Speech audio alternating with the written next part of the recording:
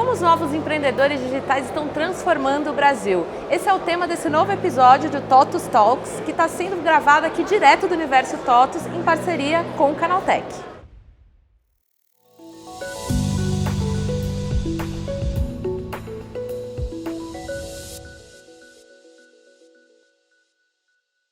E eu estou aqui com 3 convidados de peso que vão me ajudar nessa tarefa. Gabriel Braga, fundador do Quinto Andar, Fernando Vilela, VP de Marketing da RAP Brasil e Amuri Pinho, da Associação Brasileira de Startups.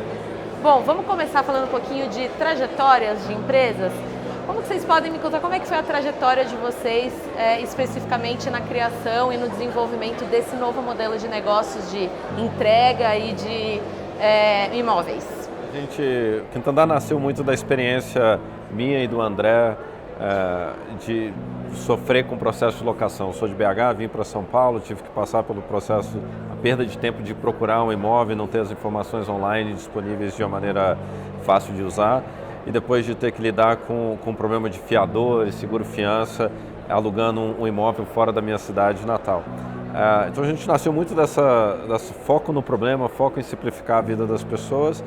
E a gente começou o Quinto Andar em 2013 com uma ideia ambiciosa de reconstruir todo esse processo. E no começo foi bastante difícil, era um modelo que ninguém tinha feito no mundo. E a gente tentar pela primeira vez e conseguir investidor e conseguir atrair as primeiras pessoas para o time foi algo desafiador.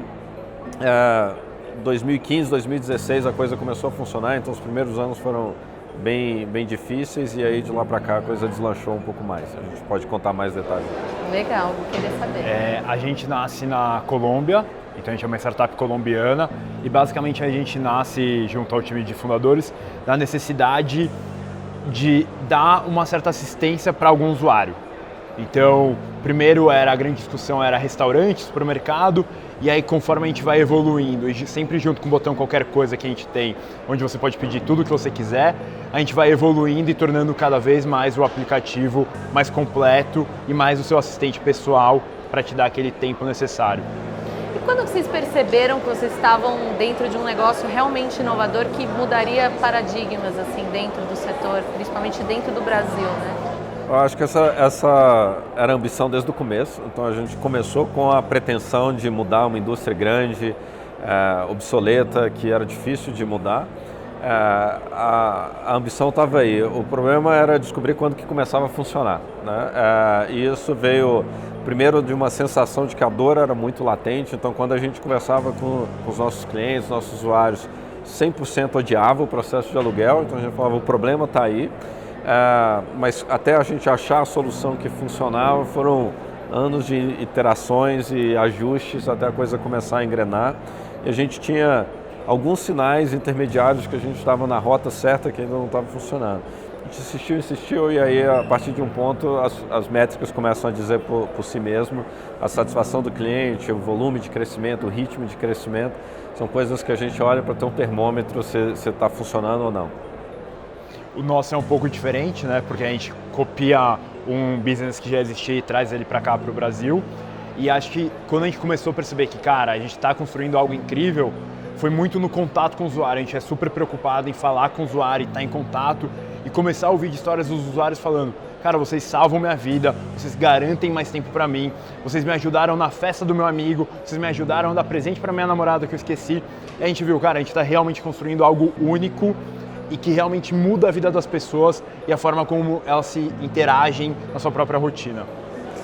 Amuri, me conta um pouquinho, o perfil do empreendedor brasileiro mudou muito, né? Deu para perceber, né? O que você diria que foram as principais mudanças nesses últimos anos, assim, e o que você pode contar que você acha que foi positivo para o Brasil, né? Ter esse novo empreendedor aqui? Eu acho que a gente teve uma evolução no mindset do empreendedor. Eu acho que hoje ele está muito mais preocupado em validar mais rápido, em conseguir provar primeiro faturamento, os primeiros clientes do que antes. Eu acho que a gente viveu uma época ali em 2009, 2011, onde você ainda ia atrás de capital antes de validar, entregar alguma solução para um problema que existe. Natural também de um ecossistema que está começando.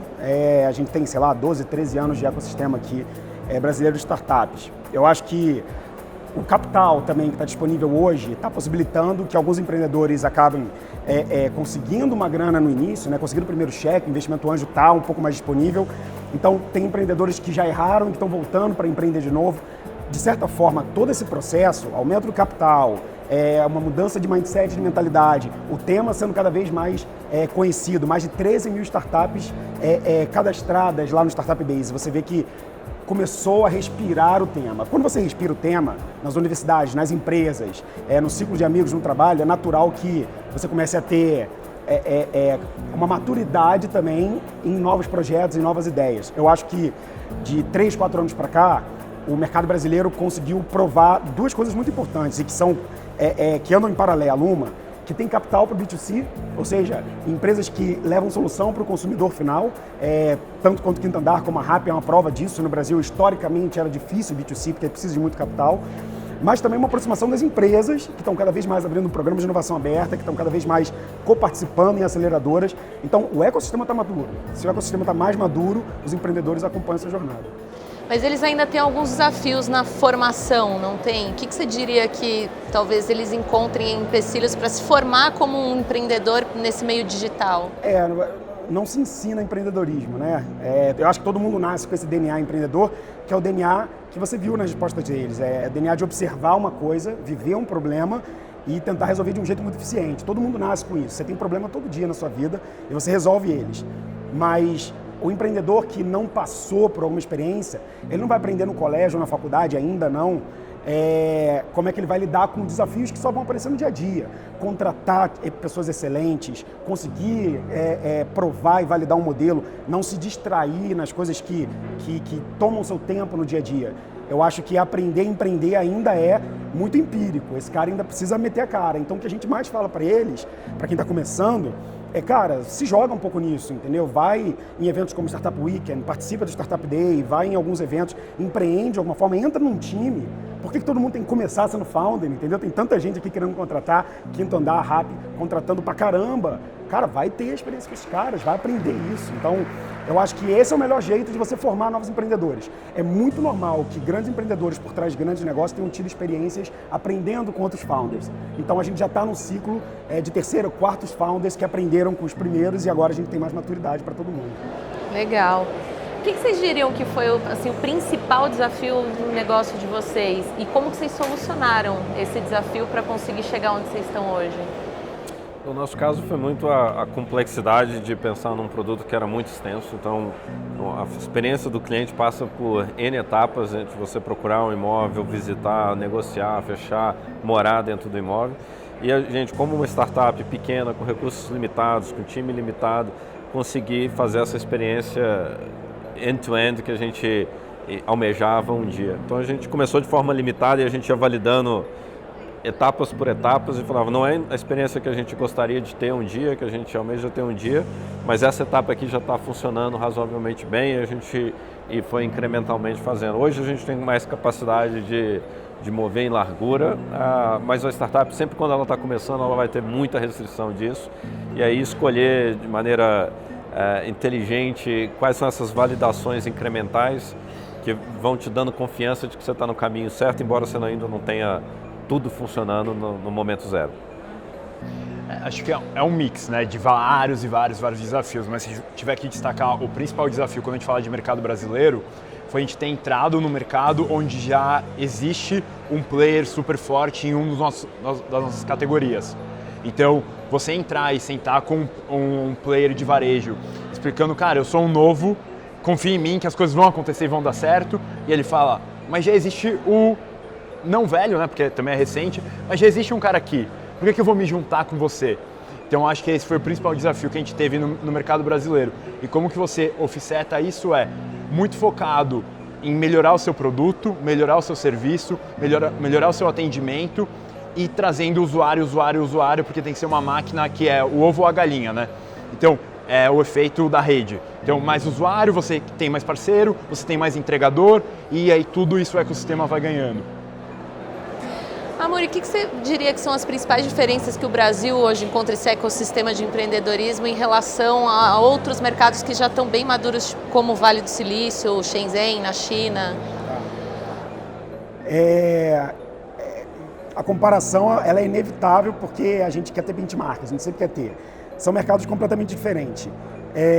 Principalmente Estados Unidos e China, você aí sim tem uma abundância de capital até exagerada. Então, você tem uma velocidade maior, você tem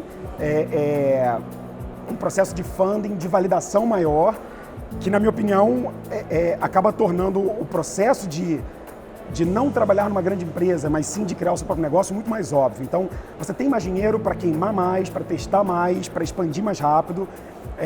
Isso para mim é uma característica clássica. O brasileiro ele precisa ser um pouco mais hustler. A segunda coisa é que a gente tem um mercado interno muito grande, muito grande.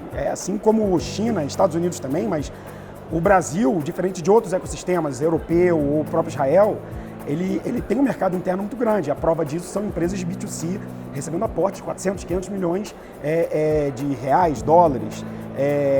A gente tem um mercado interno que tem uma conexão com a tecnologia muito boa, apesar de a gente não ter os mesmos recursos e infraestruturas que China, Estados Unidos, mas a gente tem uma alta penetração mobile, a gente tem um público que está disposto a usar novas tecnologias. Eu acho que a principal comparação é que a gente talvez tenha menos talento formado, pronto para entrar nas startups. Eu acho que a segunda questão é que a parte de regulamentação ainda é um pouco complicada para o Brasil. A gente anda numa areia mais fofa do que esses outros ecossistemas, mas em tamanho de mercado, em oportunidade, em capital humano, né, o empreendedor disponível a isso, eu acho que a gente não perde nada. A gente também tem uma certa distância pela maturidade.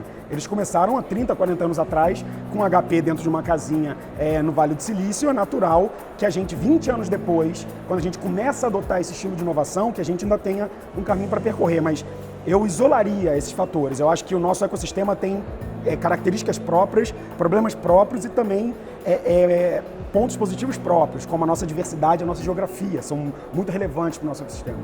E essa foi a primeira parte desse especial TOTUS Talk, gravado diretamente do Universo TOTUS, que falou sobre inovação no Brasil. E a gente continua esse papo no próximo bloco.